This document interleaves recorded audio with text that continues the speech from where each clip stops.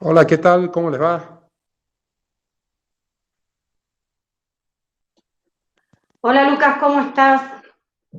Bien, Laura, ¿cómo andan? Hola Lucas, querido, ¿cómo estás? Bien, ¿cómo te va, David? Bien, acá andamos. Bueno, me alegro. ¿Todo bien? Perfecto. ¿Estás con Fernando y con Lucas? Acá está Hola, Luquita. ¿cómo te va? ¿Cómo ¿Qué les tal? va? ¿Cómo andan? Están los dos con auriculares de gamer. Se me hacen que estaban jugando un juego antes, digamos. Está bien, Sí, David, estábamos acá con el Minecraft y me interrumpiste. Sí, sí, sí, me parecía. está bien. Bueno, el Minecraft es positivo, ¿no? Dicen que te ayuda a desarrollar la cabeza, comparado Y con otros juegos. no, aparte los videojuegos ayudan a desenvolverse con monedas virtuales también. Ah, sí. Claro, Bueno, mi hijo se maneja con monedas, pero no tan virtuales. Cada dos por tres tengo que meter la tarjeta ahí en Sí, la Play. Y ahora con Lo esto de mismo dólar yo. solidario, dólar impuesto a las ganancias, dólar, etcétera, no es tan virtual, che. todo un tema, sí. che, bueno, voy a dejar de presentar, después volvemos al tema de la presentación. ¿Bien? Bueno, Lucas, somos todos oídos y de ahí arrancamos con ¿Te este parece a las... trío maravilloso. Esperemos hasta las 3 en punto, 3 y 5. ¿Les parece 3 y 5 en punto? ¿Largamos? Dale, dale, dale, nos parece Bueno, Bueno, bárbaro. dale. no sé si hablaron con Laura. Laura va a estar apoyándolos y hace, ustedes charlan todo y después al final, cuando a ustedes les parezca, hace las preguntas para no andarlos interrumpiendo. ¿Les parece? Sí, estaba Perfecto. hablando con Lucas Cábolo, estaba hablando con Lucas que tal vez ellos, si bajan la presentación, tanto Lucas como Fernando pueden leer las preguntas. Y como hay cosas que yo no sé mucho, tal vez les repito las mismas preguntas porque están expresadas en diferentes formas. Entonces que tal vez mejor era que ellos leyeran las preguntas y las fueran contestando, así ellos hacían el filtro, para no estar, ya preguntaron, ya contesté. Dale, Para, bárbaro. Me parece desde mi buenísimo. ignorancia lo digo, para no, ¿Les parece bien, Lucas, que no ustedes pido acá manejen unos directamente permisos de todo? entrada. Sí, me parece Como perfecto. ¿A qué hora me llega el café del break? ¿O eso no está también previsto? no está planificado, no me... Nos acortaron los tiempos, así que me parece que no va a haber break, digamos. Vamos a tratar de hacerlo súper dinámico.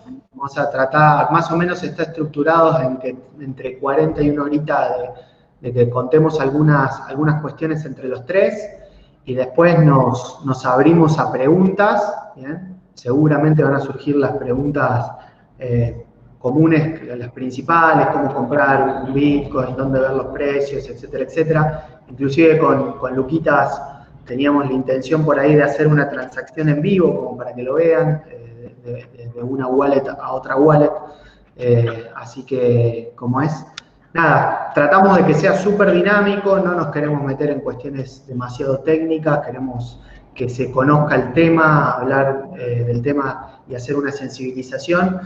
Y la primera parte es netamente una introducción en donde cuadra toda esta cuestión desde lo filosófico por ahí de la utilización de criptomonedas y el monopolio del dinero que tienen los bancos centrales. Entonces, un poquito hablar sobre esas cuestiones, pero la realidad que el interés principal está en la interacción con la gente y por eso también lo planteamos a estilo de debate, bien, para que nos maten a preguntas, porque creo que, bueno, Lucas, diríamos Fer que es de los que más saben de Bitcoin acá en Salta, Luquitas, ¿o no? Lucas Cábolo en Argentina. En Argentina, ¿no? Podría llegar Sí. a... bueno, Mírale la una remera. influencia. Claro. Nosotros nos pusimos camisa, el pibe ya saltó, que no coordinamos esas cosas, digamos, de antemano. Pero bueno, Che, pero no, muy bien, va, de 10. Obviamente que somos todos bastante burros en este tema. Debes tener ahí, entre los participantes, seguro que van a tener 3 o 4 aviones que van a otro nivel de preguntas, ¿no? Pero que bueno, vengan, la que vengan. mayoría nos tienen que llevar con andador, ¿eh? Bueno, sí, sí, sí, a Buenísimo, ver, ¿no? Y todas Fer, las preguntas son válidas. Cualquier duda o pregunta es válida. Fer es Bueno, bárbaro. periodista especializado en un medio internacional súper especializado en estos temas, así que más en la Y, actualidad que Fer. A ver, yo te voy a hacer una aclaración con eso. El hecho de ser periodista justamente hizo de que me dé cuenta de que no soy un experto, que tengo que estar aprendiendo todos los días. Totalmente, totalmente. Así que, no, pero algo para destacar, en general, la comunidad cripto, yo diría que a nivel internacional es muy colaborativa, así que siempre estamos dispuestos a aprender, a escuchar preguntas, a repetir, no hay problema con eso.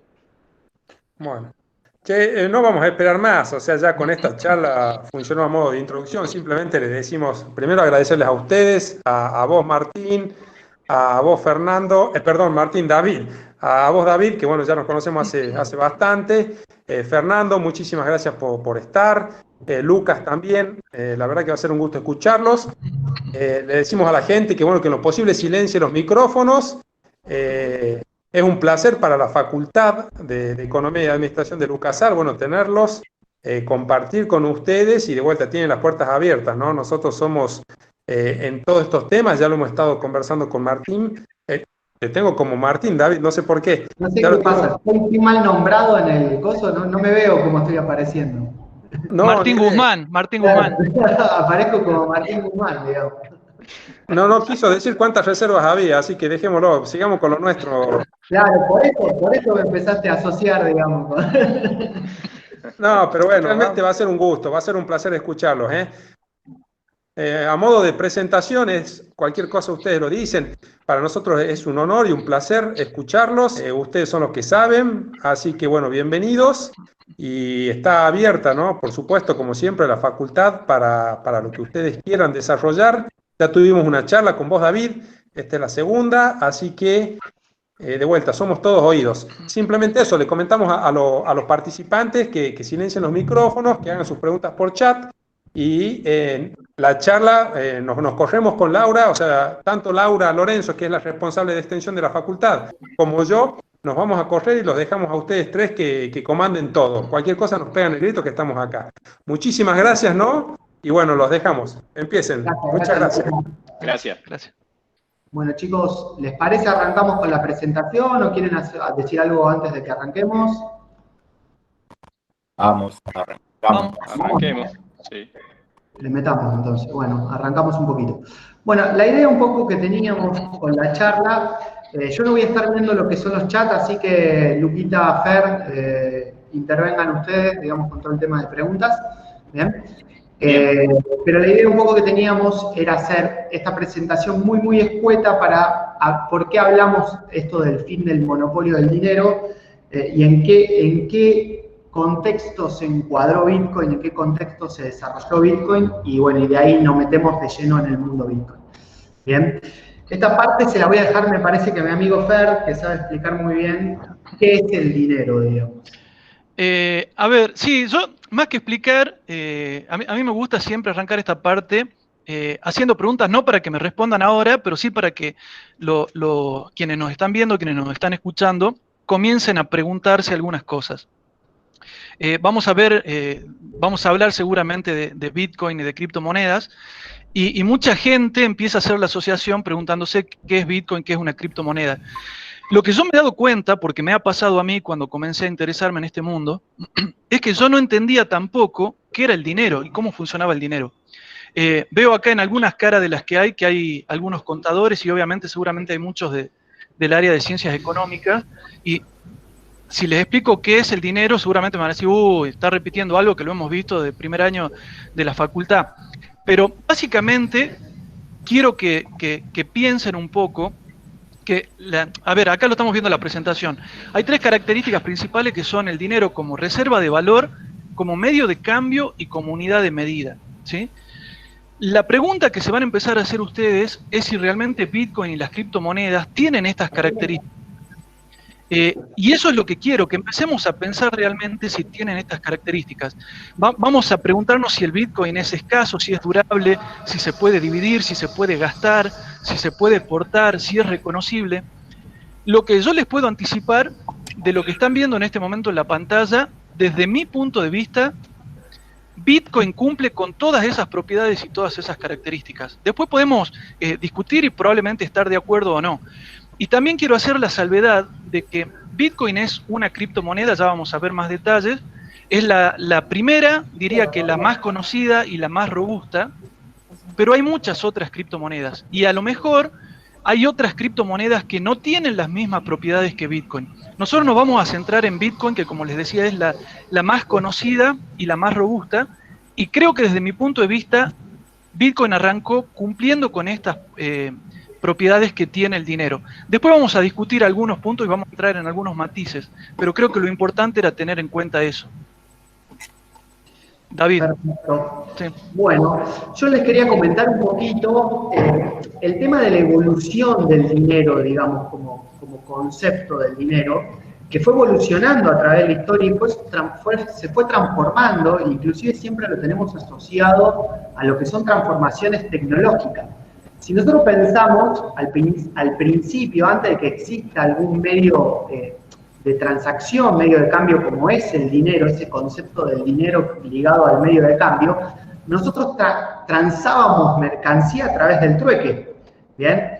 El problema es cómo hago para ir a comprar, no sé, una rueda en la Edad Media, o vamos a pensar en algo en la Edad Media, transportando una vaca muerta por 300 kilómetros para hacer un trueque, digamos. Entonces, cuando empezamos a ver esta concepción del dinero y cómo fue evolucionando y cómo se fue matizando, entendemos que fueron transformaciones tecnológicas que permitan o favorezcan a lo que es la comercialización, al ahorro o a la unidad de medida, esto que hablaba un poquito Fer, digamos, en las preguntas que planteaban las funciones que tiene el dinero.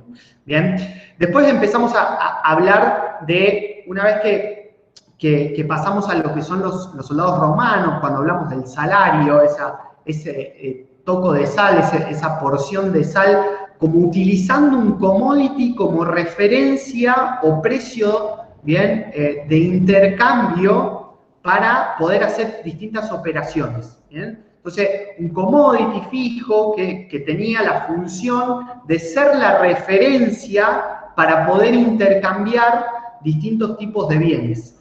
De ahí pasamos a los conceptos de dinero como la moneda acuñada, ¿bien? Con todo lo que eso después implicó. Creo que las primeras cuestiones de inflación tuvieron que ver con las aleaciones que se utilizaban para hacer la moneda, ¿bien?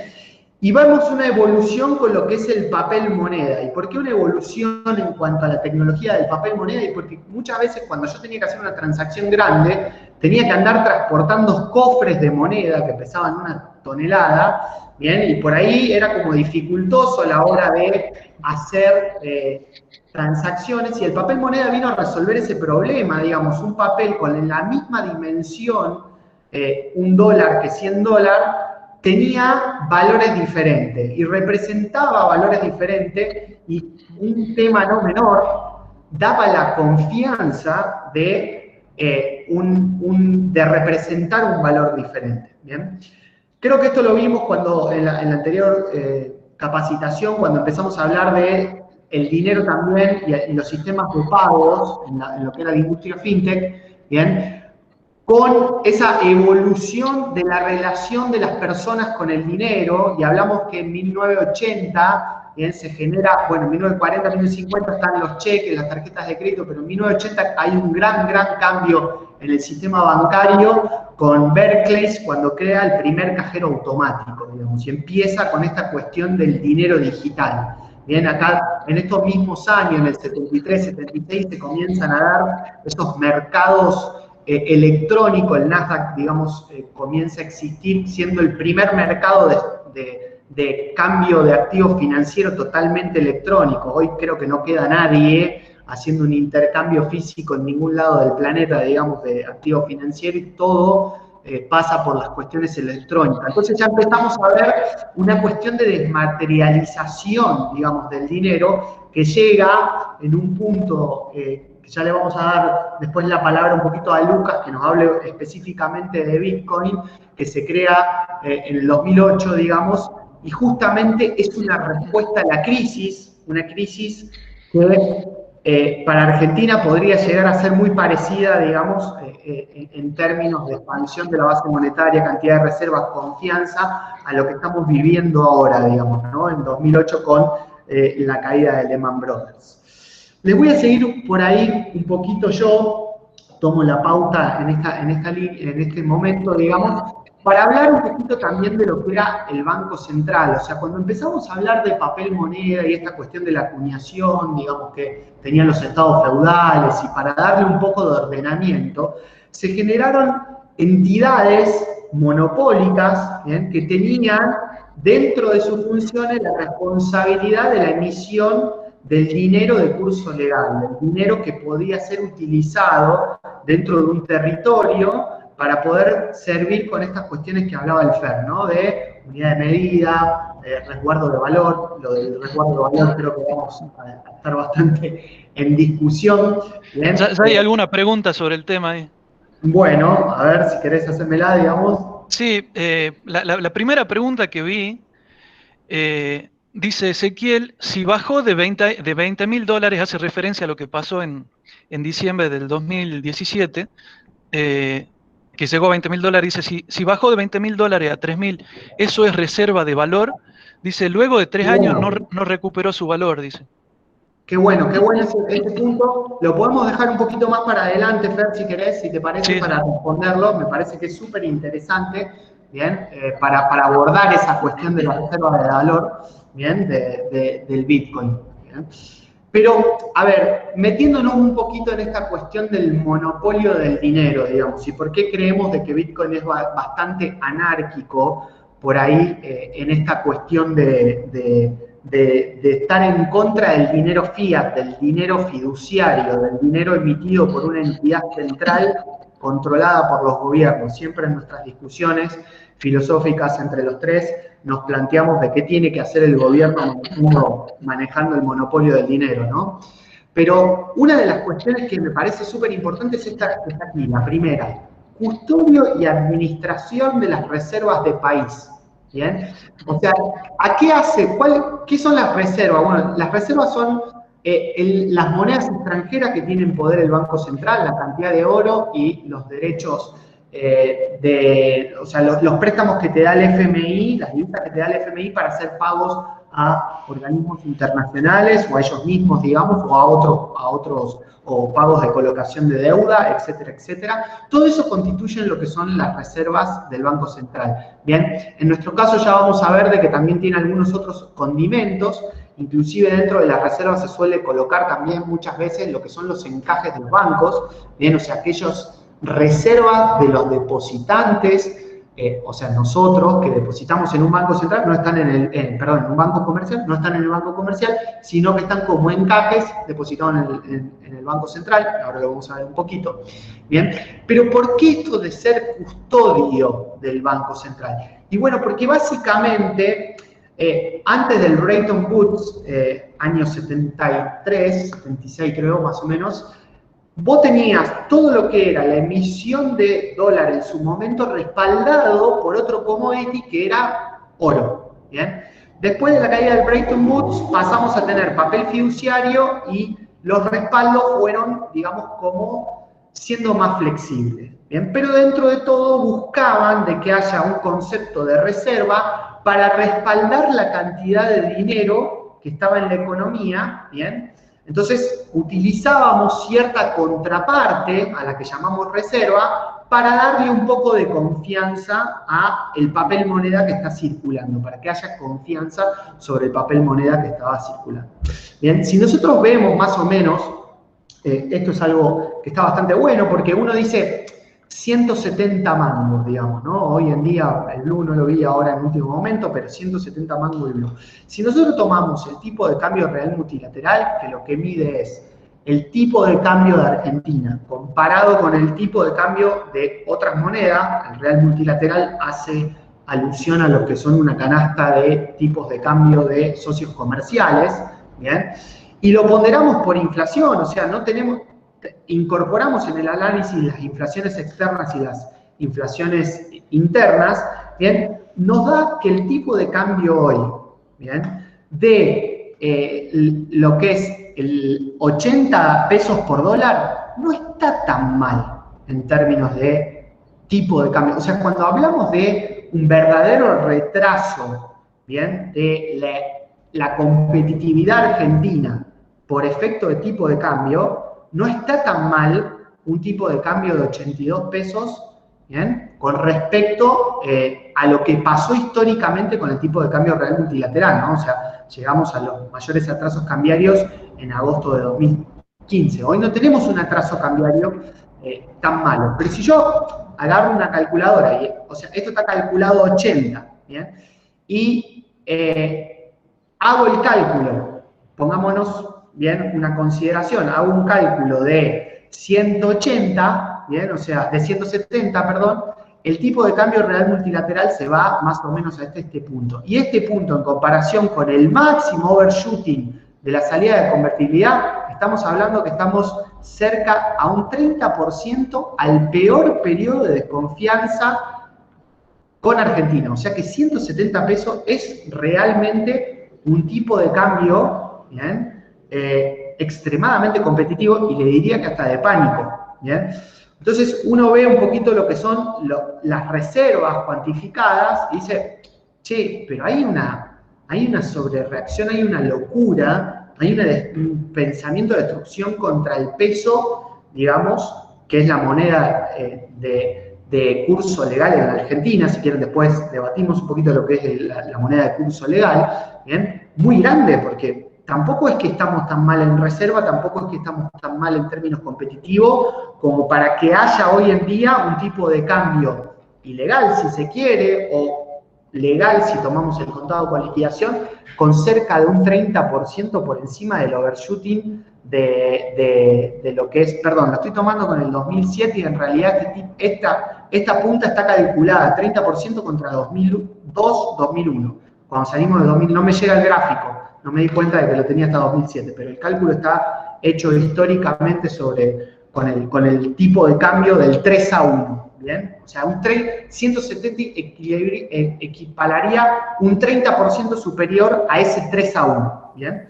Y aún así, digamos, los niveles de reservas, digamos, tampoco parecen ser tan malos, ¿bien? Pero entremos un poquito en detalle en lo que está haciendo el Banco Central y por qué planteamos esto de el fin del monopolio del dinero. El balance del Banco Central, vamos a hablar ahora de activos y de pasivos, digamos. Activos vendrían a ser, digamos, las cuestiones de reserva que tiene el Banco Central, o sea, cómo va a respaldar lo que es la masa de emisión, o sea, el circulante que vendrían a ser del otro lado de la contracara, los pasivos del Banco Central. En pasivos del Banco Central vamos a tener tres conceptos muy fuertes: lo que es la base monetaria, o sea, el circulante monetario, lo que es las LELIQs, ¿bien? Que van a ser este stock, digamos, de deuda remunerada para que no vaya a circulación y no se traslade a inflación netamente, pero estoy posponiendo una bomba de tiempo, para ser sincero, porque no deja de ser emisión, sigue siendo dinero que hoy no está dando vuelta en el sistema porque es remunerado y está depositado, bien, pero sigue siendo emisión monetaria. Y por el otro lado tenemos los pases entre los bancos. Bueno, eso creció, en el caso de la base monetaria, un 72,4%, ¿bien? El stock del LELIQ creció un 68,1%. Y los pases, un 456%. Bien, mientras que del otro lado, el activo del central, en activo del central, ¿qué tenemos? Reservas, bien, que ahora vamos a ver cómo están compuestas, bien. Adelantos transitorios, es decir, préstamos que le hace el central al gobierno, a la tesorería, bien, que esta es la parte media peligrosa, porque no terminan siendo, digamos, préstamos que la financiación del central al déficit del gobierno, la cuestión del señoriaje, eso que hablábamos de que el Banco Central termina siendo el prestamista de última instancia del gobierno, o sea, de la parte del Ejecutivo, tendríamos que hacer. Y todo esto, siempre hay, esto lo voy a analizar después, siempre hay una contracara. ¿Bien? Veíamos que el tipo de cambio real multilateral no estaba mal, era dentro de todo un poco competitivo, 170 mangos parecía una locura, ¿bien? Ahora, ¿qué pasa cuando entramos en el detalle? Y creo que acá es donde se ponen nerviosos los agentes económicos que toman decisión en cuanto a la formación de precios. ¿Qué pasa cuando entramos en detalle en el activo y en el pasivo del Banco Central? Tomemos esta parte de acá como el pasivo del Banco Central. Bien, perdón, hasta acá. El pasivo del Banco Central. Eso le vamos a poner la P de pasivo. Y esta parte que está acá arriba, el activo del Banco Central. Entonces desglosemos un poquito lo que son las reservas, ¿bien? Las reservas del Banco Central. Y en las reservas, como le comentaba, tenemos 40.000 millones, pero dentro de esas reservas tenemos el encaje o sea, nosotros como depositantes, que hicimos depósitos en los bancos comerciales, que están encajados en el Banco Central. Entonces, 11.000 millones no son reservas, son encajes, es plata nuestra. ¿Bien? No deberían de ser utilizadas para otra cosa que no ser para devolverla en el momento que nosotros queramos ir a buscar y encontrarnos con nuestros depósitos. ¿Bien? El swap de China, también, digamos, o sea, el swap es es una negociación, un derivado financiero, ¿bien? Para engrosar... Perdón que te interrumpa, David. Sí. Parece que se complicó algo el tema de la presentación. Ahí están pidiendo si la podés poner de nuevo. No sé, alguien parece que compartió algo y se le desconfiguró la... Sí, estoy tratando de ver cómo se soluciona. La comparto yo de nuevo, no se hagan problema. ¿Se fue mucho? ¿Hace mucho, Fer, o no? No, recién. No, hace un ratito. Bueno. Ahí está. Seguimos. Bueno, entonces hablamos de esta parte, perdón, disculpen. Y de acá ya le doy el paso a mi amigo Luquita, digamos. Esta parte que eran los activos, ¿bien? Y esta parte que eran los pasivos del Banco Central. Vendría a ser como el balance, la hoja de balance del central, ¿no? Y lo que estábamos haciendo era desglosar un poquito lo que eran las reservas. Entonces, si estas reservas verdaderamente no las tenemos, ¿con qué contamos? Bueno, contamos con oro, con los depósitos transitorios, o sea, esos depósitos, perdón, no son depósitos transitorios, sino los depósitos, las divisas que nos gira el FMI para hacer pago de deuda, ya sea del mercado privado o a organismos internacionales, ¿bien? Y algunos otros dólares, digamos, ¿bien? Que tenemos con algunas otras operaciones, ¿bien? Si pasamos eso en limpio, y estas son las cosas que nos empiezan a preocupar, vemos cómo fue evolucionando la base monetaria, el stock del ELIC, los pasivos del central. Estamos hablando de 4.000 billones, 4 billones de pesos, ¿bien?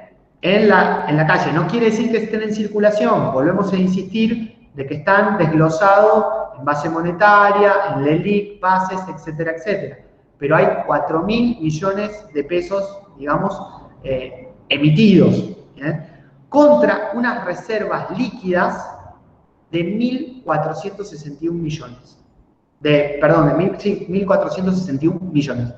Cuando sacamos el tipo de cambio teórico, que no quiere decir nada, vuelvo a insistir, no quiere decir nada, así como evidentemente desde el punto de vista competitivo no deberíamos de tener un tipo de cambio mayor a 170, digamos, porque sería una locura, ¿bien? Esta ecuación nos da un tipo de cambio teórico de 1.250 pesos por dólar, ¿bien? O sea, fue tanta la emisión de pasivo y tan poco el respaldo concreto que hoy en día tiene la Argentina para semejante emisión, que se disparó, ¿bien? Desde 118, 512 en junio de 2020 a 1.250 pesos. Y quizás esto sea lo que más miedo nos trae como agente, y este es quizás el problema que nosotros queremos plantear. ¿Y qué hace Bitcoin en medio de todo esto? ¿Bien? Así que lo voy a dejar un poquito con la introducción de qué es Bitcoin y contar un poquito de evolución de precios a mi amigo Luquitas Cabal. Bien, siguiendo con la línea de esto de qué es dinero, Bitcoin es una tecnología que no es simplemente una moneda virtual. La aplicación de la forma de dinero en todo lo que es Bitcoin es simplemente un uso. de toda esta tecnología. Decir que es una moneda virtual solamente sería solo ver una partecita de lo que sería la imagen completa. El Bitcoin es, en la evolución esta que hablaba David de dinero, es la forma más abstracta de dinero que jamás haya existido. Es 100% digital. De la misma forma que se puede enviar o recibir un email, se pueden enviar Bitcoins, que representarían dinero. El Bitcoin en sí es un conjunto de tecnologías. Esas tecnologías son la criptografía, la red de par a par, el algoritmo de prueba de trabajo y la famosa blockchain. Al final del día, el conjunto de todas estas tecnologías nos dan un software, que es un programa que corremos en una computadora o en cualquier otro dispositivo, que nos permite comunicarnos con esta red para enviar o recibir. Estos numeritos, que al final del día son numeritos que aparecen en una pantalla, nos diríamos, ¿cuál es la diferencia, ¿no? entre los numeritos del home banking y los numeritos de una billetera de Bitcoin, como por ejemplo esta, que ahí me aparecen? Y hay muchas diferencias. Y ahí está la clave en entender esto. La diferencia es que Bitcoin es descentralizado, abierto, neutral, resistente a censura, resistente a emisionismo, transnacional. Diríamos, bueno, ¿qué es todo el palabrerío este? Al final del día eso significa que yo soy dueño, por primera vez en la historia, yo soy dueño de mi dinero y hago con mi dinero lo que quiero. Puedo enviarlo o puedo recibirlo desde cualquier lugar, en cualquier momento, sin posibilidad de que nadie me censure, me congele una cuenta, me confisque, sin tener que pedir autorización o permiso a nadie para hacer una transacción, sin tener que esperar un horario bancario, sin nada de las restricciones o limitaciones que existen con el sistema monetario actual cuando utilizamos un banco. El intermediario del dinero, ya sea un banco central o un banco comercial, desaparece en Bitcoin. No hay un Estado y no hay tampoco una corporación o una empresa que sea dueña de Bitcoin. Es la forma más libre de dinero que jamás haya existido. Este software se crea en el 2008, como decía David, mediante la introducción de un white paper, que sería como el paper académico en lo que son las ciencias de la computación, cuando se presenta una idea que resuelve un problema. El problema que resuelve Bitcoin en términos académicos es el problema del doble gasto. Y eso es un problema fundamental, porque hasta Bitcoin era imposible lograr la escasez en el mundo digital. La información digital es infinitamente copiable. Entonces, la primera pregunta que nos hacemos para que exista una forma de dinero es, ¿cómo hacemos para que exista escasez? Porque lo que es infinitamente copiable no tiene valor. Nadie lo utilizaría como un medio de intercambio o una reserva de valor, justamente porque no tiene un techo y cualquiera hace copy-paste y haría uso de eso. Lo que hace Bitcoin es integrar en su software, en su algoritmo, la escasez a través de reglas que son inmodificables en el protocolo y que limitan la existencia de los Bitcoins a 21 millones. Nadie puede modificar la emisión monetaria de Bitcoin y nadie puede incrementarla. Todos los softwares que bajamos, digamos, todos los usuarios, se llaman nodos. Los nodos están distribuidos en todos los participantes. Y el que baja el software de Bitcoin literalmente está bajando como un libro contable que registra absolutamente todas las transacciones de todas las personas que participan de la red y nos dice quién es dueño de qué. De esa forma eliminamos el intermediario. Yo no tengo que no tengo que tenerlo al banco de intermediario en mi transacción cuando hago un consumo, supongamos, en un restaurante, que en eso se transformó hoy en día las transacciones. Un montón de intermediarios metidos en la comercialización de dos partes. Llámese banco, Visa, etcétera, etcétera. Bitcoin me permite enviar y recibir de esa manera. descentralizada, abierta, sin tener que pedir permiso a nadie. Y eso es simplemente bajándome un software a una billetera, una billetera a un teléfono o a una computadora o a una tablet, y ni siquiera tengo que dar mis datos personales. Tiene una característica que es pseudo-anónimo. Yo no tengo que pedirle autorización al banco presentando mi DNI y si tengo ingresos o si no tengo ingresos y esperar a que ellos me aprueben. Simplemente con una conexión a internet me bajo la aplicación, que puede ser cualquier aplicación porque cualquier desarrollador puede escribirla, ya que es abierto, y yo ya puedo conectarme a esta red y participar de actividad económica y comercializar con otras personas de manera directa. Esto marca un antes y un después, no es un pormenor, porque anterior a Bitcoin no existían, excepto que sea el trueque, que ya sabemos que el trueque no escala a comunidades de más de 150 personas, excepto que sea un trueque, no existen transacciones donde no hayan intermediarios que sean digitales. Resumiendo, se podría decir que Bitcoin vendría a ser el Internet del dinero. Lo que hace Internet con la información, lo hace Bitcoin con el dinero. Y eso es solamente una aplicación de esta tecnología. No sé si quiere agregar algo más, Fer, o si tienen... Sí, me pareció espectacular porque digamos, lo resumiste así muy claro. Yo creo, a mí lo que me sirvió mucho para entender cómo funciona, que vos también lo dijiste, es el tema de la eliminación de intermediarios.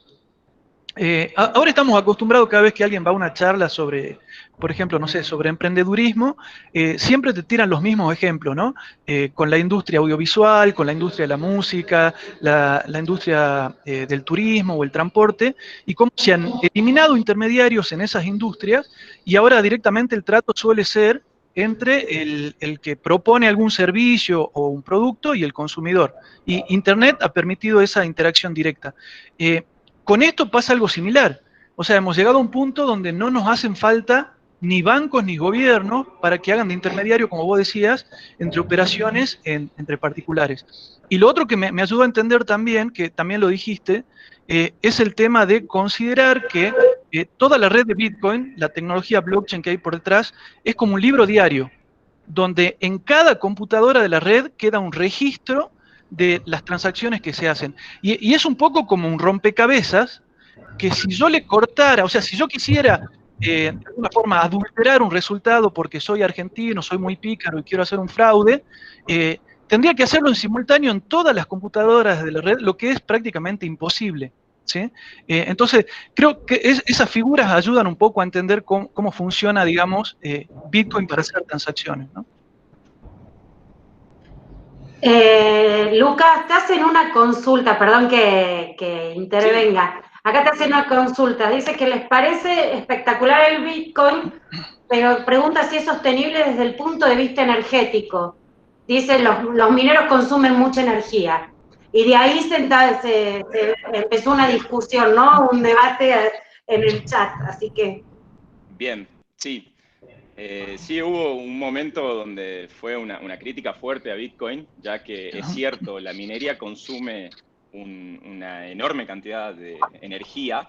De hecho, por eso se habla de que Bitcoin es un sistema protegido termodinámicamente, ya que para poder romper Bitcoin o intervenir con Bitcoin se necesita una cantidad energética que ningún estado es capaz de producir hoy en día. Es el conjunto de toda esta red. Hay una cuestión con el tema del consumo de energía. En primer lugar, no es en vano. El consumo de energía me está a mí dando soberanía monetaria, me está brindando lo que es esta descentralización, esta red abierta, sin permisos. No es un consumo que se desperdicia, tiene una función y resuelve un problema. En segundo lugar, yo lo compararía con el consumo energético de toda la red que representa el sistema monetario actual. Si medimos el consumo de toda la totalidad de todos los bancos, de todo lo que es Visa, de todas esas megas corporaciones, el consumo de la red de Bitcoin queda chico a comparación. Y en tercer lugar, Bitcoin propone un incentivo económico, quizás sea la única tecnología que propone un incentivo económico a minimizar los costos de producción de energía. Todos sabemos que la forma de energía más eficiente son las formas de energía renovables.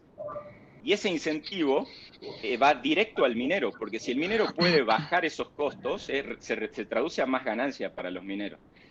Al último estudio que salió en todo lo que es el tema de minería, que creo que fue hace 6 meses aproximadamente, el 85% de la energía que se utiliza para la minería de Bitcoin ya proviene de fuentes renovables. ¿Me permití agregar algo, Lucas? Sí, si quieren agregar algo. A mí lo que me llama la atención, un poco viéndolo desde el punto de vista de la comunicación, porque yo vengo de ese palo, es que este tipo de noticias que cada tanto suelen aparecer en los medios masivos de comunicación, titulares del tipo Bitcoin consume la misma cantidad de energía que un país pequeño, etcétera, etcétera, suelen ser noticias que vienen con un interés por detrás, ¿sí? No olvidemos que Bitcoin viene a competir con un sector muy grande de la economía a nivel mundial. Y me llama la atención porque se podría utilizar el mismo tipo de titulares, por ejemplo, para decir la cantidad de gamers que juegan videojuegos con consolas PlayStation consumen la misma cantidad de energía que un estado pequeño, por dar un ejemplo, ¿sí? Y sin embargo no se hacen ese tipo de comparaciones. Entonces hay que tener cuidado también porque puede ser cierto que consuman determinada cantidad de energía, pero como bien decía Lucas, el tema de las energías renovables juega un papel muy fundamental. Y lo segundo es que si vamos a comparar, comparemos toda la película. Veamos qué otras industrias también consumen mucha energía y qué quedan a cambio. Si dan solamente entretenimiento, si son solamente digamos, de redituables para gobiernos o para algunos sectores en particular. O sea, si vamos a comparar todo, tendríamos que comparar realmente todo, ¿sí? Y ver toda la película y no solo una foto. Otra consulta que hacen es, ¿y si se cae internet, qué pasa? ¿No podría disponer de mi dinero? Permítame responder eso. ¿Qué es más fácil? ¿Que te cierren un banco un viernes a la tarde o que se caiga internet? ¿Sí? O que te lo cierren porque hay COVID o que te lo cierren porque hay corralito. ¿Sí? ¿Qué es más fácil? Ni hablar que ya se están haciendo varias experiencias donde la red de Bitcoin se conecta directamente a una red satelital, o incluso en Venezuela se están haciendo experiencias de conexiones de la red de Bitcoin a través de radio, creo que de onda corta. Pero preguntémonos primero, o sea, ¿quiénes ponen más limitaciones, la red de Bitcoin, Internet o el sistema bancario? Ojo, De igual ojo, manera, Fer. me parece, Fer, que si se cae el Internet, el último de los problemas en el que la gente va a pensar va a ser Bitcoin, ¿no? También, Hay sí, 200 millones de problemas más graves. Si tal se cual, cae tal cual, Internet, se para el mundo. tal Pero cual. sí, técnicamente, si hacemos de cuenta que Internet desaparece mañana, sería muy difícil seguir operando con Bitcoin. Pero se puede, porque se pueden hacer transacciones offline y se pueden conectar a satélites que ya existen en órbita, que hacen transmisión de ondas de radio también. Así que sería, a ver, sería una catástrofe, digamos, pero eso tampoco acabaría con Bitcoin.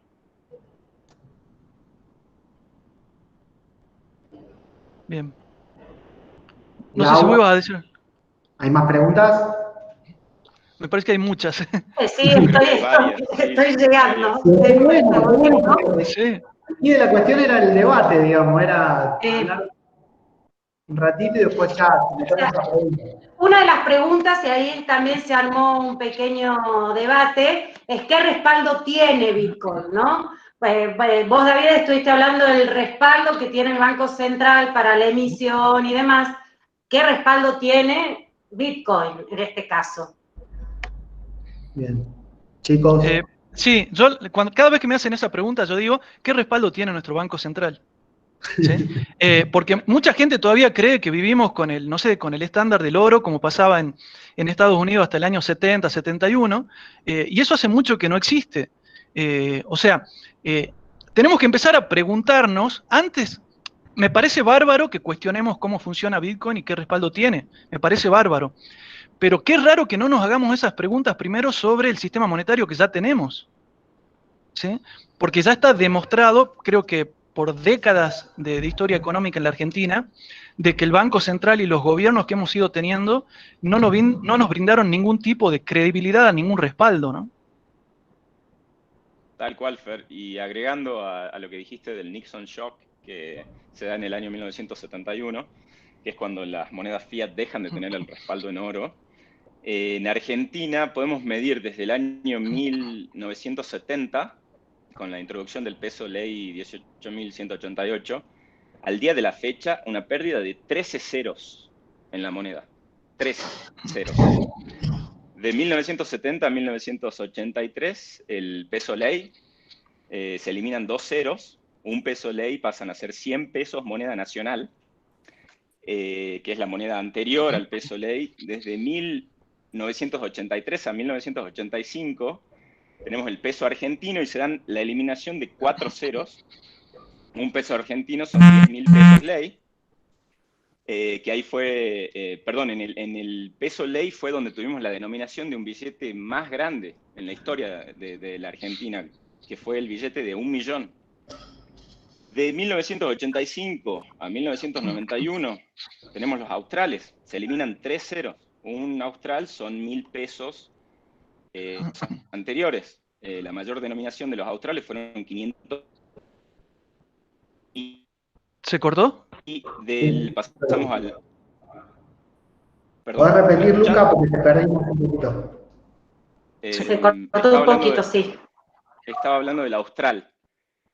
Cuando se introduce el austral se eliminan 3 ceros. Y un austral eran 1.000 pesos argentinos anteriores. La mayor denominación del billete del austral fueron 500.000 australes. Y del 1992 al 2002 tenemos el peso convertible, que se eliminan 4 ceros más. Un peso convertible, 10.000 australes. Y desde el peso convertible a la actualidad, con el peso no hubo eliminación de ceros, que es el fin de la convertibilidad, pero eso nos da un total de 13 ceros. 13. Una locura. Eso significa que un peso de hoy equivaldría a 10 billones de pesos moneda nacional. Para que tengamos también una perspectiva, ¿no?, de lo que es la disfuncionalidad de la moneda argentina, no de ahora, ya histórico, algo que se repite. Perdón, ¿puedo hacer un comentario? Acá me valgo de mi autoridad, ¿no? O sea, le pido disculpas a los demás participantes, pero yo también estoy siguiendo un poco lo que son las preguntas. Y yo entiendo la lógica que ustedes lo comparen con el peso, pero el peso tiene su normativa con respecto al Banco Central. Yo creo que tratando de canalizar un poco las preguntas es cuál es el respaldo, pero no que me lo comparen con el peso, sino que en términos internacionales. O sea, yo compro un Bitcoin, ¿qué estoy comprando? Esa sería, ¿cuál es el respaldo? Yo creo que te preguntan no para cuestionar al peso, sino para uno saber, o sea, vos me decís que compro un Bitcoin. Bueno, ¿qué estoy comprando en un Bitcoin? ¿Cómo lo vendo al Bitcoin? ¿Entendés? Son preguntas básicas, pero no que apuntan a cuestionar nada de lo que están diciendo, sino que apuntan a saber un poco más del tema sin compararlo con el peso argentino porque es incomparable. ¿Entienden? Todos lo sabemos que es incomparable. No me meto más, gracias. Te hago una pequeña introducción que creo que es algo que nos olvidamos de comentar y que dijimos entre los tres que íbamos a comentar. Hacemos un disclosure. No estamos recomendando de que salgan a comprar Bitcoin y que dejen de hacer todas las cosas que estaban haciendo y salgan como locos a comprar Bitcoin. Sí, digamos, queríamos brindar información sobre lo que es Bitcoin. Bien. Y con respecto a esta cuestión del respaldo, yo también me lo planteé, digamos, sobre todo siendo economista y viniendo del palo de la economía, entendiendo un poco el tema de cómo se crearon los bancos centrales y cómo son los funcionamientos, digamos, que era esto de la cuestión de Bitcoin, digamos, ¿no? Yo creo que ahí sí es un poquito más interesante meterse en la tecnología, que creo que le queda un poco grande a esta charla introductoria, ¿bien? Y a empezar a analizar un poquito lo que es el proof of work, digamos, o sea, la forma que tiene de hacer, digamos, minería el Bitcoin, y la cuestión deflacionaria también que tiene Bitcoin, que es súper interesante, de que los incentivos a la hora de resolver la criptografía, esos premios que se pagan por resolver la criptografía va disminuyendo, ¿bien? A través del tiempo, para ser justamente una cuestión deflacionaria como moneda. De todas formas, en una charla que hicimos hará un mes, 2 meses que estuvimos con Luquita y trajimos a alguien de la ONG de Bitcoin, un abogado, nos comentaba también esta concepción del Bitcoin, no en sí, inclusive en el tratamiento legal argentino, no como una cuestión de moneda per se, digamos, sino como una cuestión de un bien, ¿bien? De referencia más ligado al concepto por ahí, ese del salario, del commodity, donde se intercambian bienes, digamos. Entonces, es muy interesante entrar en la concepción filosófica que tiene Bitcoin, digamos, ¿bien? De cómo funciona Bitcoin, para entenderlo y perder el miedo y darse cuenta que en realidad lo que le da confianza, lo que le da respaldo, es justamente toda la red de Bitcoin y cómo funciona esa red de Bitcoin, digamos, ¿bien? Pero bueno, creo que está bueno hacer algo más avanzado, por ahí que íbamos a marear a la gente y por eso tratamos de hacer algo más. Sí, si me permitís agregar algo, David, y vinculado también a algún comentario que vi por ahí en el chat. Es cierto que comparar con el peso por ahí puede ser algo muy particular. También es cierto que nosotros hemos normalizado una excepción. Somos un país que tiene muchísima inflación o devaluación, o como le quieran llamar, desde hace muchísimos años, cosa que no es normal en el resto del mundo. Así que si quieren no lo comparemos con el peso, pero tengamos en cuenta que Bitcoin surgió, o al menos se cree que surgió en las redes, en Estados Unidos después de la gran crisis inmobiliaria. Por ende lo hicieron pensando también como una alternativa al dólar. Si bien para nosotros el dólar es una alternativa fuerte, el dólar también tiene sus desventajas y también ha ido perdiendo, mucho menos que en Argentina la moneda, pero también ha ido perdiendo valor con el transcurrir del tiempo. Y por ahí alguien nombraba el tema de la Reserva Federal. Ojo que en Estados Unidos también tienen un gran problema con la Reserva Federal, porque hasta donde yo sé es una institución privada que le presta al gobierno, y la deuda en Estados Unidos es enorme también. Claro que, bueno, si lo comparamos con Argentina, es un mundo totalmente diferente y resuelven los problemas de otra forma. Pero Bitcoin también vino a tratar de brindar una alternativa al sistema financiero norteamericano, ¿sí? No olvidemos que en Estados Unidos la crisis inmobiliaria, con muchas corporaciones por detrás, donde hay bancos, calificadoras de riesgo y un montón de empresas, perjudicaron muchísimo a los ciudadanos norteamericanos.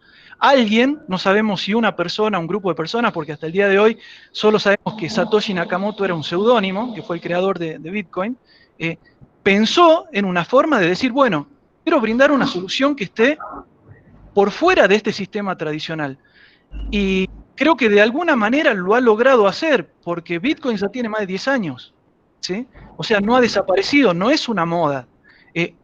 También es cierto que 10 años todavía es poco tiempo y estamos en los inicios, pero creo que es importante tener en cuenta de que es una alternativa, ¿sí? No creo que vaya a desaparecer el dinero fiat ni los bancos, pero los bancos están viendo que se van a tener que acomodar con algo nuevo, como se tuvieron que acomodar los taxis con Uber, como se tuvieron que acomodar las discográficas con Apple, y como estamos viendo, se tienen que acomodar un montón de otras industrias. Sí, pero Fernando, vos me lo estás comparando ahí con las... También es una forma de... Perdón, me lo estás comparando con las hipotecas subprime, que es otra cosa. No, te lo estoy comparando con todo el sistema. Yo quiero que me lo compares con el dólar, por ejemplo. Entonces vos me decís, ¿qué tiene el dólar? Como es un Bitcoin. Justamente creo que la definición, yo soy un burro en esto, pero trato de seguir y entender. Entonces, me decís que es el Bitcoin, es una moneda virtual. Buenísimo. Es que no es solamente una moneda virtual, ese es el tema. ¿Qué es? Si nos quedamos solamente... Es más, hay mucha gente que te lo va a comparar con activos, hay gente que te dice es como el oro, hay gente que es que una moneda es un activo, una moneda siempre es un activo. Está bien, lo que pasa es que nosotros buscamos analogías con lo que ya conocemos, pero nunca hubo antes de Bitcoin algo como Bitcoin. Pero vos me lo comparas con el dólar, entonces decime, ¿por qué yo compraría Bitcoin en lugar, yo tengo mis dolarcitos, ¿por qué yo me iría al Bitcoin y en lugar del dólar? Y no me digas, no, porque el dólar, porque el banco, ¿a quién le crees vos? A la Reserva Federal. Sí, yo le creo a la Reserva Federal, tiene más de 200 años. Entonces, a eso voy yo. ¿Cuál sería el fundamento para que vos me digas, che, entendiendo lo que dice David, que no es una recomendación para invertir, pero explícame un poco el activo? Eso sería. Déjame contestar una cosita, David. A ver, yo te lo diría así. Primero, yo no estoy diciendo a nadie vendan los dólares y compre Bitcoin. Eso creo que lo aclaró David. No estamos diciendo eso. Lo que estamos diciendo es que Bitcoin viene a ser una alternativa diferente que está rompiendo con el monopolio que tienen los bancos centrales con respecto al dinero. Ahora, si vos me decís, ¿por qué elegiría Bitcoin? Yo te puedo dar un caso mío, ¿sí? A mí Bitcoin me sirve, a diferencia del dinero fiat, para hacer o recibir transferencias internacionales en corto tiempo, el día que yo quiera, y sin comisiones de bancos en el medio. Me sirve para cobrar por trabajos o servicios que yo vendo sin necesidad de depender del horario del banco, ni estar preguntándome si me va a dejar retirar a mí en dólares, en pesos, en qué me va a dejar retirar. Por darte algunos ejemplos, me sirve como ahorro, porque yo sé que en pesos no puedo ahorrar, ¿sí? Sin embargo, si yo veo la tendencia de Bitcoin en este momento, a largo plazo es alcista. Entonces, creo que la respuesta te la va a dar cada uno y no creo que todos tengamos la misma respuesta. Lo que te puedo decir es que está brindando muchas soluciones que el peso fiat, dependiendo del país donde te encuentre, no te brinda esas soluciones. Lucas, tomo 2 segunditos la posta. A ver, Bitcoin termina siendo una moneda, pero es una aplicación de lo que dijo Lucas al principio, una aplicación de las tecnologías, ¿bien?, que permiten generar un registro público online distribuido en donde está la información de todas las transacciones que se hacen con esa moneda, que no se pueden duplicar, que son inmutables y que una vez que con la tecnología blockchain digamos, se van resolviendo la parte de criptografía y se van encadenando, hacen de que cambia la relación de confianza. ¿Bien? Ya no necesitas a nadie validando la veracidad de una operación, porque si esa tecnología, digamos, logró la validación, la resolución del hash, digamos, o sea, la resolución del bloque, ¿bien?, y logra encadenarse adentro de lo que es la tecnología blockchain, por eso no nos queríamos meter tanto en la cuestión tecnológica que implica que es Bitcoin, porque Bitcoin termina siendo una moneda como una aplicación de esta tecnología que permite un registro público distribuido e inmutable que toda persona con acceso a un nodo a internet puede verlo. Y no se puede modificar la información ahí. Entonces termina habiendo una aplicación como moneda y por eso se creó el Bitcoin. Ahora, esa misma tecnología, digamos con algunas variantes, también puede ser utilizada para hacer contratos inmutables, sin necesidad de escribano, con cláusulas totalmente predefinidas y que una vez que se cumple se ejecutan y listo. ¿Bien? Hablamos de la tecnología que tiene Ethereum, digamos, y el Ether, digamos, que también tiene una moneda asociada, digamos, ¿no? Pero vuelvo a insistir, para poder explicar eso nos vamos a tener que embarrar y meternos en la tecnología, que un poco no era lo que queríamos hacer en esta primera charla de sensibilización, porque si no ya no era 1 hora y media. Tenemos como para 5 horas, digamos, mostrando, inclusive tuvimos un debate entre los tres y demostrábamos cuáles habían sido las experiencias de dinero digital con anterioridad, con Digital Cash y todas las cosas que se hicieron con anterioridad y que no habían podido resolver los problemas, y cómo este conjunto que Luca lo definió por ahí en 4 eslogans, digamos, resolvieron toda la problemática del dólar que constituyeron un marco que permitieron hacer la creación de una moneda, ¿bien? Pero es mucho más que eso, es mucho más que eso. Y en la referencia del dinero fiat, de la cotización de Bitcoin con el dinero fiat, yo creo que inclusive es hasta anecdótico. Creo que esto es una opinión personal y que no creo que la compartan mis amigos, digamos, ¿bien? Pero hasta que sea estable contra el dinero fiat, quizás es lo mejor que le puede pasar. Porque quizás es la manera de que más masivo y más funcionalidad en cuanto a medio de cambio, ¿bien?, y a unidad de cuenta pueda llegar a ser esta tecnología para adoptarse como una solución totalmente externa al sistema financiero actualmente conocido. Aparte, Un dinero fiat.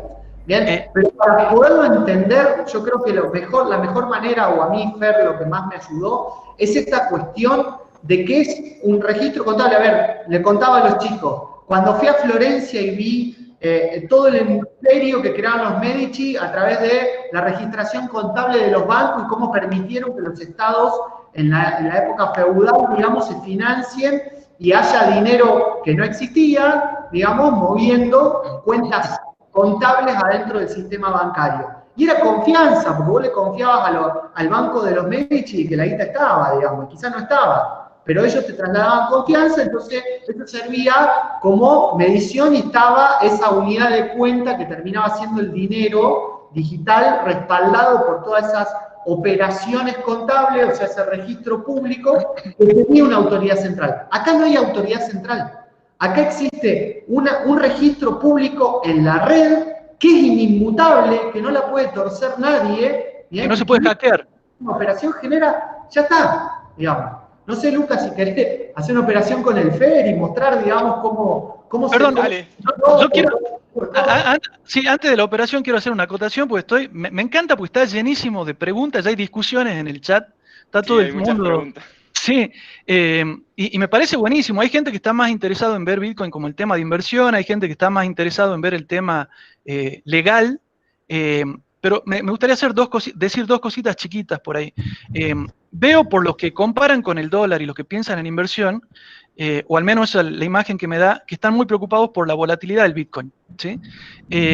Dicho esto, hay un fenómeno que se está dando últimamente y en los últimos años ha crecido en los últimos meses ha crecido mucho en Argentina, que es el de las stablecoins o monedas estables, que son criptomonedas que están atadas a otros activos, ¿sí? Entonces, hay gente que al no animarse a ahorrar, por ejemplo, o comprar Bitcoin, está comprando DAI o Tether o alguna otra, que son monedas que valen siempre $1, por ejemplo, ¿sí?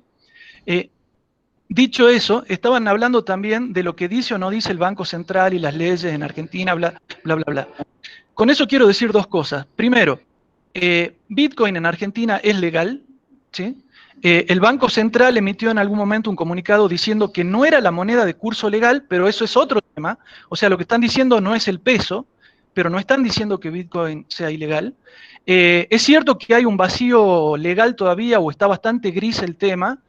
Hay algunas disposiciones de orden tributario que no están muy claras. Creo que en esto también, de hecho, hace unos meses hubo una reunión en el Congreso de los legisladores porque están pensando de alguna manera en regularizar este tema. En algunos países ya hay precedentes de leyes sobre este tema. Ahora, dicho todo eso, de la forma en que se concibió Bitcoin, está pensado para no necesitar de leyes. Nos guste o no nos guste, Bitcoin puede funcionar independientemente si hay leyes o no hay leyes en un país. Independientemente si hay consideraciones de que esté bien o esté mal, es así. O sea, por más que a uno le guste o no les guste. Quería hacer esa aclaración un poco como para entender también algunas cuestiones. Sí, totalmente de acuerdo, Fer. Y si querés agrego un poquito a eso, a lo último que acabas de decir, porque me parece que es súper importante. Bitcoin vuelve obsoleto a mucho del sistema legal. Por ejemplo, dando un ejemplo conciso y preciso,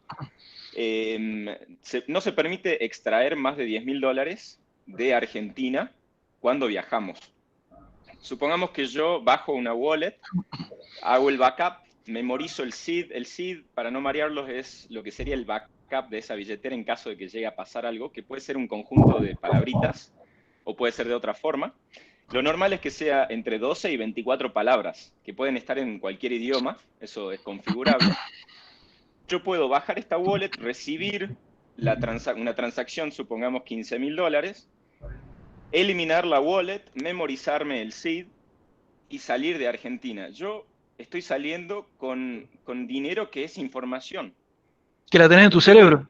La tengo en mi cerebro. Yo llego a cualquier parte del mundo, accedo a un celular, a una computadora, a una tablet, lo que sea, y puedo levantar esa wallet y acceder a ese dinero. En cualquier otro lugar que yo ingrese, que también declare si trae, si no trae, o sea, lo volvió totalmente obsoleto.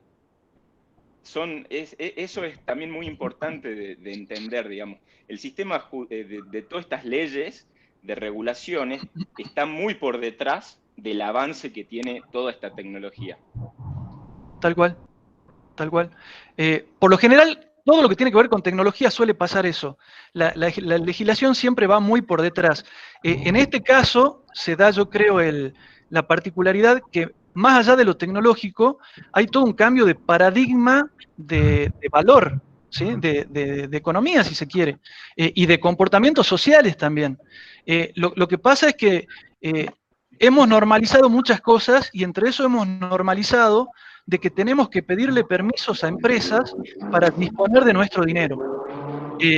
Con esto, nosotros somos, como decía Lucas, los dueños del dinero y también los responsables, ¿no? Porque, como decía alguien por ahí, si perdimos la clave, no hay aseguradora que valga, la culpa es nuestra, digamos. Pero bueno, digamos, son las reglas que pone este nuevo sistema. Acá hay otra consulta. Dice, con las acciones yo sí sé que la empresa se encuentra con un precio razonable o caro. Mientras que con el Bitcoin, ¿cómo sé si se encuentra a un precio razonable? ¿Cómo sé si está infravalorado o sobrevalorado? Bien. Bueno, eso es una cuestión que están muchos quemándose la cabeza, porque es muy difícil. ¿Querés, Luca, que le conteste? Dale, sí, vos, dale. Hay un caso en Argentina que está bueno, que puede llegar a servir, digamos, como referencia para esa pregunta que está muy buena y que yo me la hice.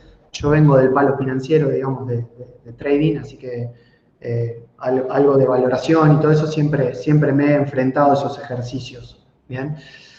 Y un caso interesante es el de Invecoin, esta criptomoneda, ¿bien? Que tiene la plataforma C-Socio. ¿Bien? Esa plataforma C-Socio, bueno, si quieren después discutimos de cuestiones reglamentarias, la CNB, etcétera, y cosas que pasó con la plataforma, pero en sí este concepto de valoración. O sea, ¿de qué depende el valor de esa cripto? Bueno, esa cripto depende de el valor actual de los flujos futuros de todos los proyectos que sustenta esa cripto. ¿Bien?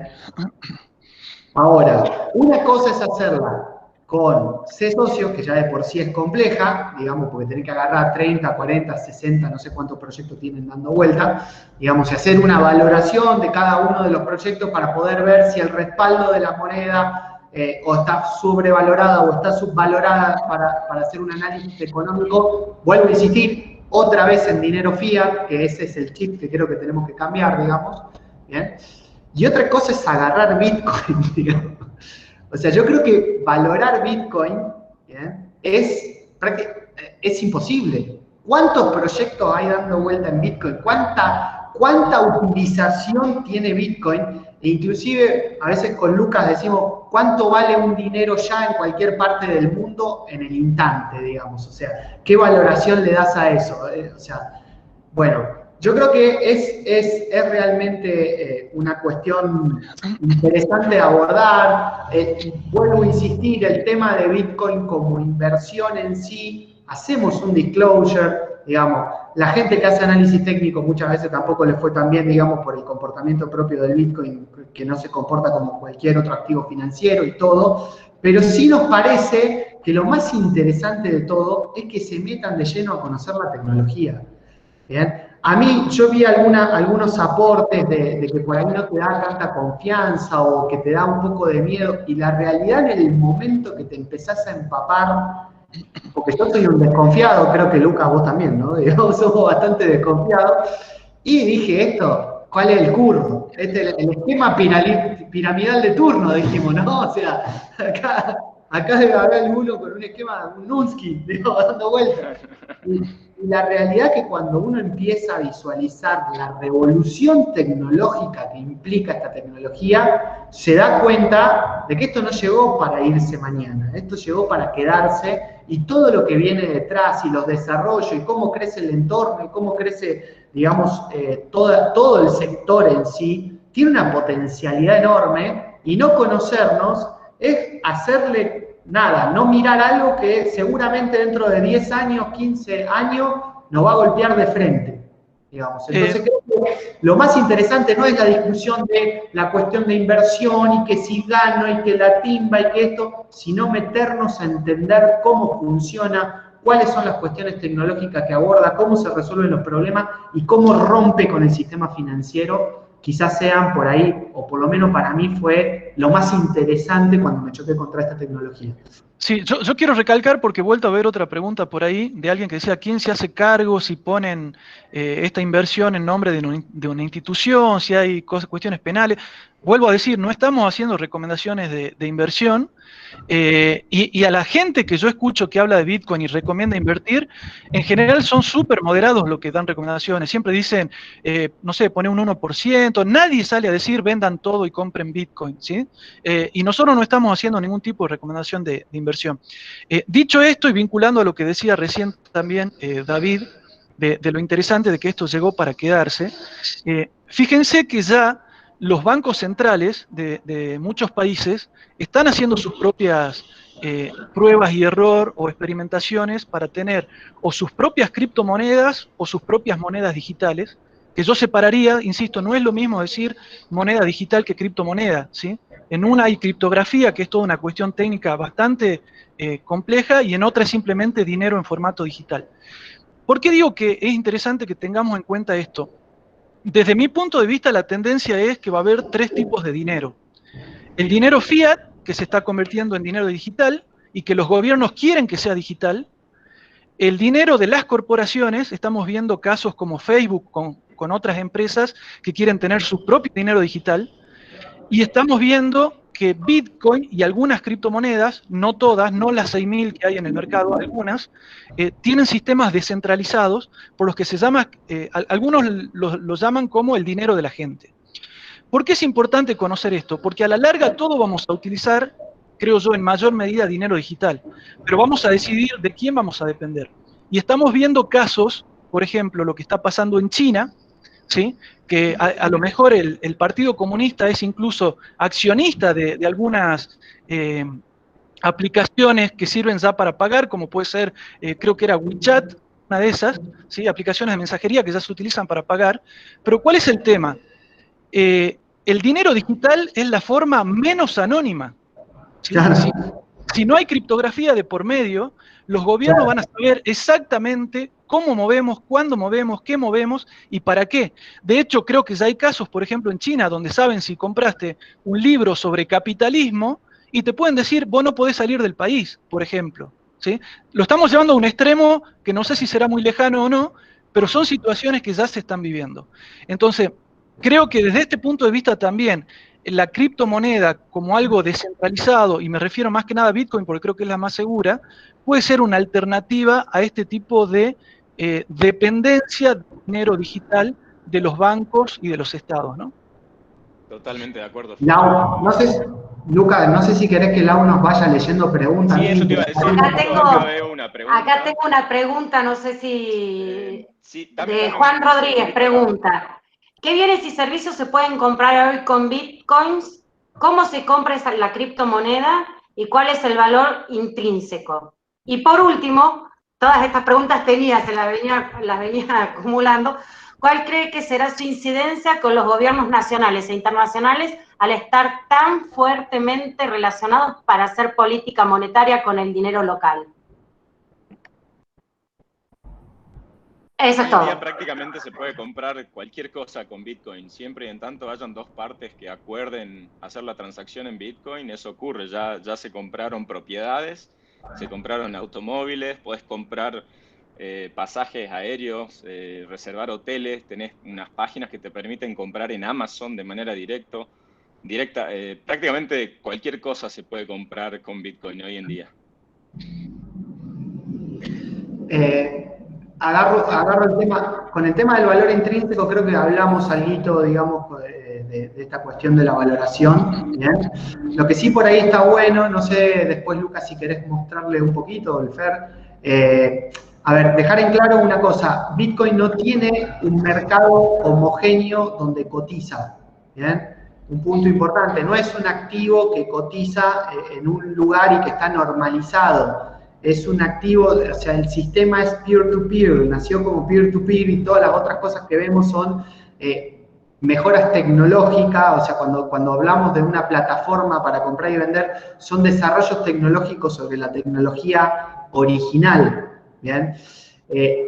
Hay muchas plataformas, si queremos comprarlo de manera, o sea, a ver, ¿cómo se puede comprar un Bitcoin, Luca? Te dejo a vos, digamos. Bien, tenés varias formas de comprar un Bitcoin.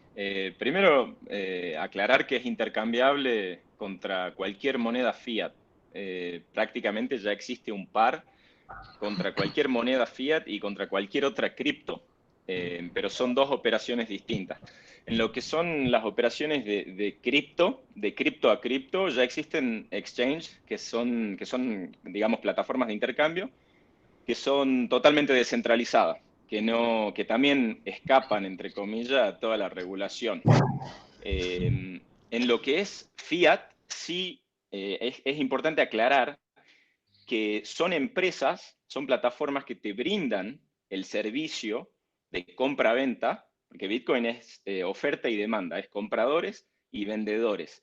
Estas empresas sí acatan a lo que es KYC, que es Know Your Customer, conocer al cliente, lo que significa que tenés que validar identificación con esa empresa. Tenés que decir quién sos, proveer documentación, una factura de servicio con dirección, etcétera, etcétera. Y también acatan a todas las regulaciones de AML, que es Anti-Money Laundering, leyes de anti-lavado de dinero. O sea, estas empresas sí están reguladas y sí pertenecen a una jurisdicción, digamos, y tienen que acatar a las leyes y normativas de esa jurisdicción.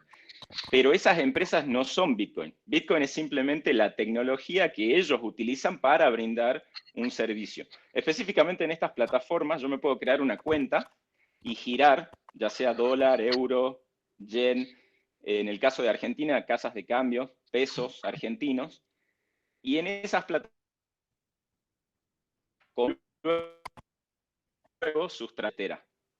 Eso es una forma donde utilizamos intermediarios y donde utilizamos bancos también.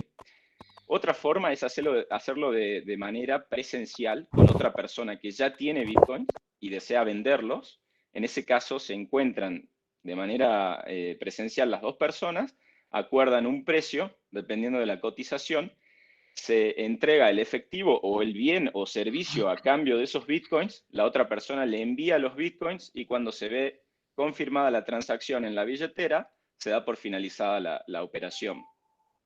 Hay varias formas de comprar. También no solamente se puede comprar con dinero, con pesos, con dólares, se puede ofrecer un servicio a cambio, cobrar, aceptarlo como medio de pago, cobrar en Bitcoin, vender algo y aceptarlo como medio de pago. Sí, yo le agregaría también una opción que a mí me parece bastante interesante. Yo tuve oportunidad de probarla en Colombia, acá en Salta no hay, pero sí hay ya en varios lugares de Argentina, que son los cajeros. Hay empresas de cajeros electrónicos de criptomoneda, la mayoría de Bitcoin, pero algunas aceptan también otros. Acá en Argentina está, por ejemplo, la empresa Tena, que tiene cajeros en Buenos Aires, creo que en Mendoza, en Neuquén y en Córdoba. Y de hecho, este año implementaron en un Walmart de Buenos Aires, uno de los cajeros permite intercambiar por dólares. Hace muy pocos días había una filmación y había gente en la fila para intercambiar y poder hacer transacciones entre Bitcoin y dólares. Digo porque son muy fáciles, también son pseudoanónimos, uno no tiene que dejar ningún dato, nada más que poner la dirección de la billetera y, bueno, si uno compra o vende, deja o retira billete, pero es bastante sencillo de utilizar también. Luca, no sé, me apuro y te hago otra pregunta. ¿Dónde se almacenan Bitcoin? ¿Cómo, una vez que lo compro, qué hago? Bien, esa pregunta está buena porque acá estoy viendo en el chat que también la preguntó Emiliano, ¿todas las wallets son lo mismo? ¿Hay forma para que los que somos aprendices en el tema de medir la seguridad o conveniencia de una u otra?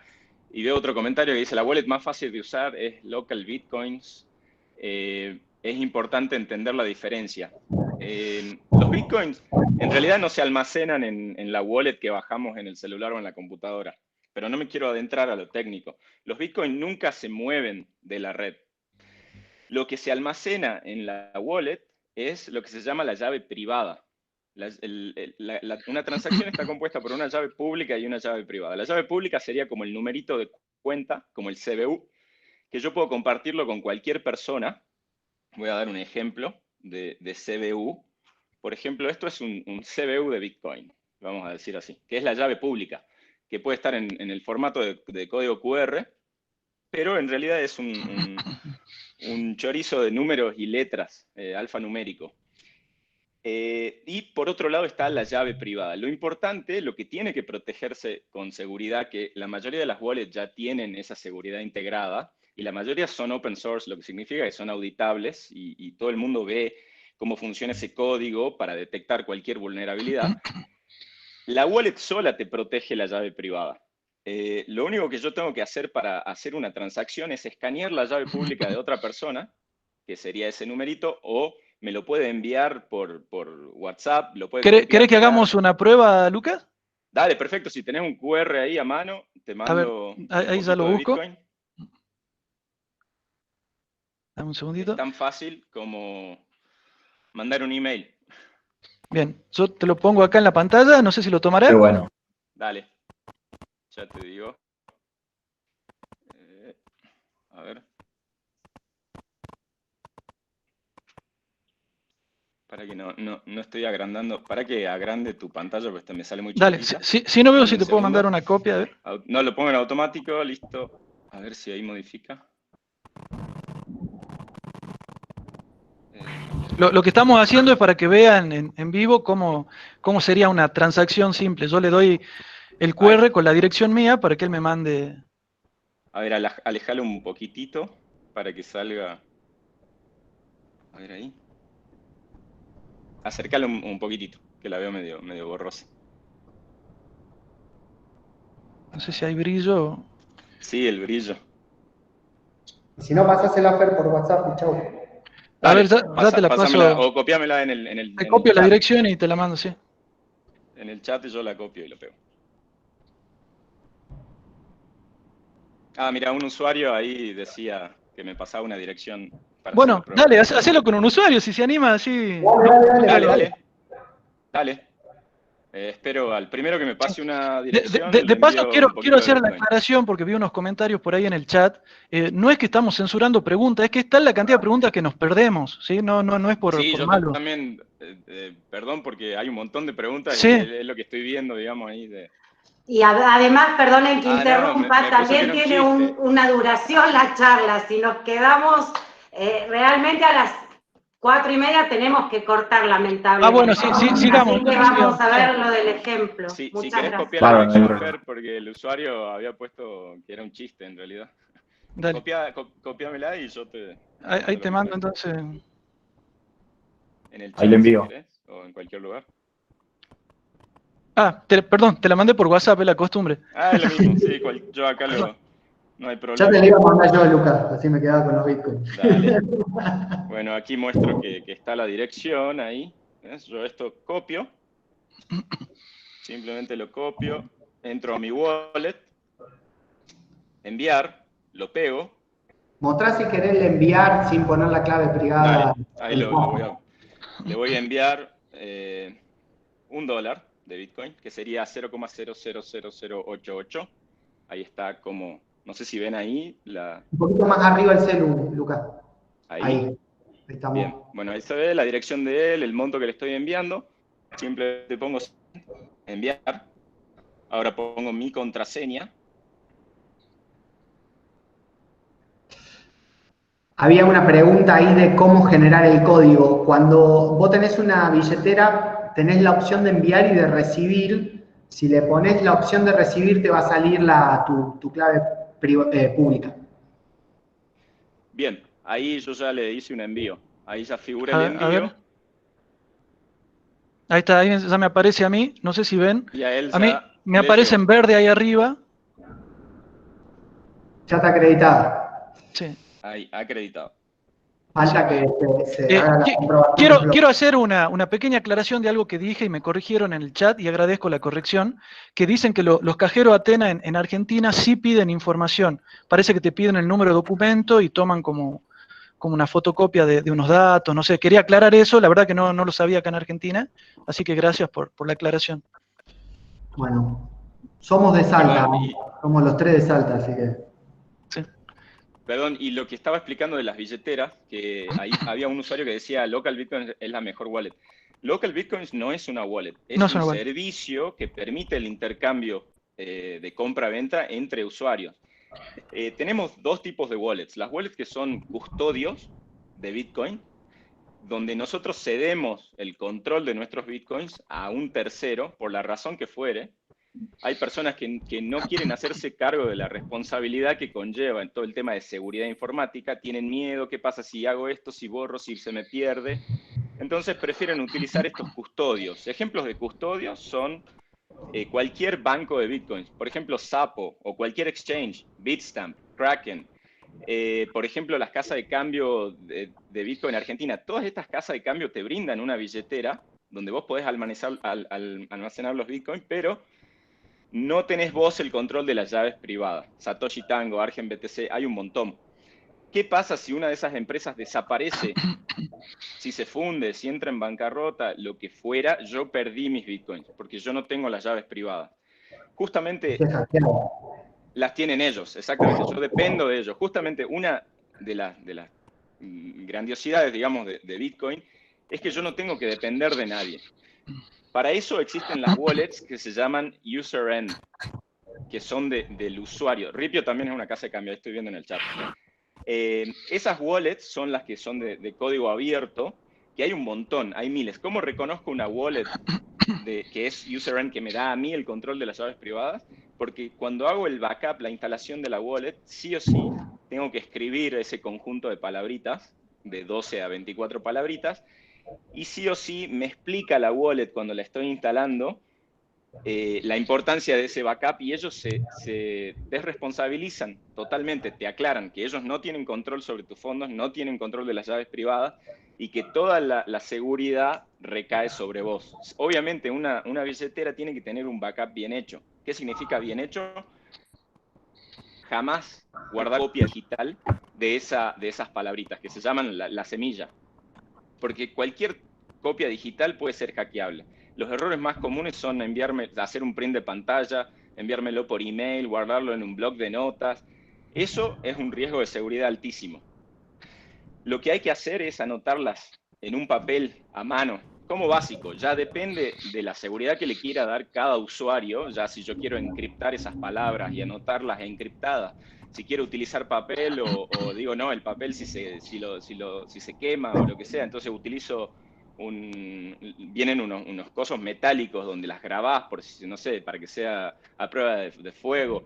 Si quiero esconderlas dentro de un libro o lo que fuera. Bueno, ya todos esos subsistemas de criptografía personal ya dependen de cada uno. Lo básico es anotarlas en un papel y ese papel guardarlo como si fuera oro, porque es literalmente el acceso a tus bitcoins. Cuando yo hago ese backup, sé que estoy utilizando una wallet user-end. Ahí Fernando está poniendo ejemplos. Coinomi, Jax, Mycelium, Exodus. Ahí uno de los Claro, participantes, perdón que te interrumpa, uno de los participantes decía, y si te golpeas la cabeza y no te acordás de las palabras... Por eso es importante anotarlo en un papel, en un lugar seguro. Claro, sí, siempre. Guardarlo Vos en un lugar podés tener seguro. muchos backups. No necesariamente uno solo. Contá un poquito el concepto, Luca, de qué es quemar un Bitcoin. ¿Cómo? Contale un poquito qué es quemar un Bitcoin. Quemar, perderlo, ¿te referís? Claro, o sea... Bien, sí. Los Bitcoins son o mandar irreversibles. a Satoshi, digamos que hay gente que le manda Bitcoin a Satoshi. Claro, sí, o hay gente que utiliza un código que está incluido en una transacción que se llama op return, que es para grabar un mensaje en la blockchain de Bitcoin que es inmodificable, imborrable, incuestionable.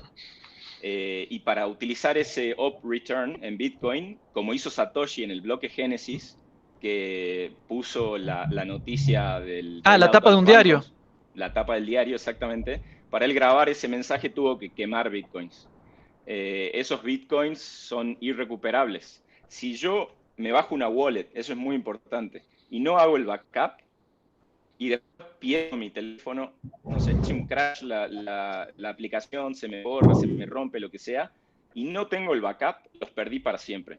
no hay forma de recuperarlos, son irrecuperables. Por eso es muy importante si yo me hago cargo de mis propios bitcoins, que yo los quiero en mi control y yo tengo las llaves privadas, es tomar todos los recaudos en cuanto a la seguridad de esos bitcoins. Sí, hay alguien está preguntando qué diferencia hay entre billetera virtual y wallet. No sé si entiendo la pregunta, pero creo que está bueno hacer la salvedad. Ahora se está hablando mucho de billeteras electrónicas, sobre todo de estas fintech o neobancos o servicios como lo de Mercado Pago y todo eso, que son billeteras electrónicas, pero no son billeteras de criptomonedas, ¿sí? Cuando hablamos de wallet o cripto wallet, nosotros nos referimos específicamente a billeteras de criptomonedas. No sé si será esa la pregunta que hacían. Sí, en realidad wallet significa billetera en inglés. Por ahí Claro. se confunde wallet con address, que sería la dirección que te pasan para que vos envíes Bitcoin, digamos. Por ahí dicen, pásame tu wallet o pásame tu address. Claro. Lau, estamos en 26, queremos ser bastante puntuales. Sabíamos de que se iba a extender este debate, pero bueno, la idea era justamente hacer esta primera charla de sensibilización y habilitar a capacitarnos más con información un poco más concreta y después, digamos, para adelante, ¿no? O sea, a futuro. Sí, yo les quería agradecer muchísimo. Ahora le voy a dar la palabra a Lucas para que tal vez cierre la charla y los despida. Y les quería pedir a todos los participantes si pueden prender las cámaras, así sacamos una fotito y la subimos a las redes. Sí, bueno, ya que estamos, yo me voy despidiendo. Les agradezco a ustedes. Obviamente es un tema que da para mucho más, ¿no? Da para muchísimo más. La velocidad de las preguntas y los comentarios, no, realmente ha sido magnífica. Ha sido magnífica porque te da una idea de la intensidad que tiene el tema, ¿no? Para mí es un placer que sea en la Facultad de Economía, que se trate el tema Bitcoin acá en Salta, o sea, que sean ustedes los que lo están charlando. Hay muchísimo más para hablar. Entiendo que David empezó tratando de hacer una analogía con lo que eran los bancos centrales, como para después entrar con el tema del Bitcoin. Pero bueno, se metió en un tema medio ríspido, como es peso argentino, cotización. Ahí ponían los participantes a cuánto cotizaba y todo. Y bueno, yo creo que no dan abasto para tantas preguntas, lo cual es sumamente positivo y da pie para seguir, ¿no? Este tema cuando ustedes dispongan. Nosotros obviamente damos el espacio. Le pido disculpas a los participantes el hecho de que hayan tenido que estar con los micrófonos silenciados. Esto se debe, cuando son charlas con 10, 12 personas, se hacen charlas reunión, pero bueno, en este caso eran muchísimas y si no, no se iba a poder hacer. Yo me tomé esta atribución como decano cuando veía algunas preguntas y iba en la misma línea, pero bueno, les agradezco, sinceramente les agradezco. Muy bueno, creo que queda mucho por hablar. Hay distintos niveles entre los participantes, desde los que son totalmente analfabetos en este tema como yo, hasta los que ya uno veía el nivel de algunas preguntas de algunos participantes y están en otro, realmente ya son grandes inversores. Pero bueno, ha sido un placer, ¿eh? Así que les agradezco a ustedes tres como expositores y por supuesto a todos los participantes que formaron parte de esta comunidad, llamémosla así, que fue esta charla, ¿no? Muchísimas gracias, esperamos verlos rápidamente de nuevo y bueno, quedamos acá en la facultad para todo este tipo de cuestiones abiertos, ¿no? Muchas gracias a todos. Muchas gracias por los participantes. participantes. Muchas gracias. Chao, gracias. Muchas gracias.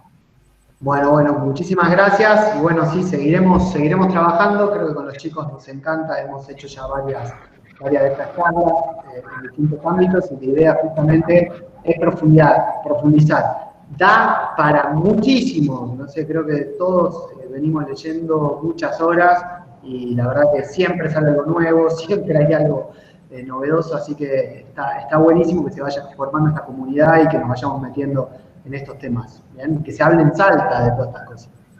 Así que bueno, gracias a la Universidad Católica por darnos el espacio. Desde ya. Muchas gracias, muchas gracias. Muchas gracias. Nos vemos, Lucas, Fernando, David y a toda la gente que estuvo. Chao, Gracias. hasta luego. Chao, chao. Chao, chao, adiós.